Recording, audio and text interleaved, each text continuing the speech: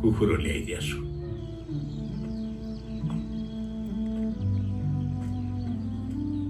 समयले तँलाई र मलाई एउटै ठाउँमा ल्याएर उभ्या। योभन्दा अगाडि मैले जे बोलेको थिएँ, जे भनेको थिएँ, नजानेर भनेको रहेछु। मलाई माफ गर्दै गाउँ बुढा।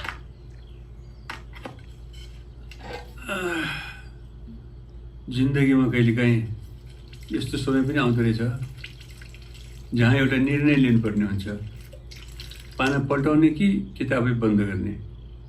अब हामीले पाना पल्टाउनु पर्छ, एकले अर्कोलाई काँध दिनुपर्छ। यहाँ न बाउआमा छानेर जन्म नपाइँदो रहेछ, न सन्तान छानेर जन्माउन पाइँदो रहेछ।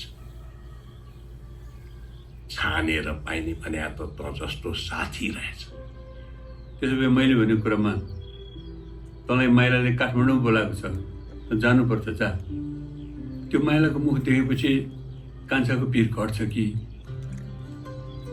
हेर त गइनस् भने तैँले कान्छो छोरालाई मात्रै माया गर्छ भनेर अरू छोराहरूले सोच्छन्। माइलाले तँलाई माया गरेरै बोलाएको हो। सन्तानको खुसीको लागि पनि तँ जानुपर्छ।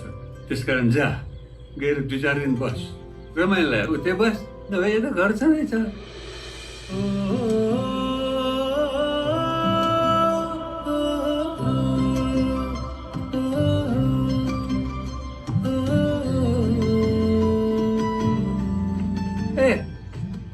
जान्छु पनि नभनी हिँडिस? जान्छु त सधैँभरि जानेले मात्रै भन्छ।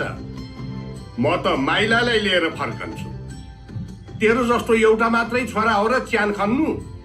बोर त हुन्छ यो अहिले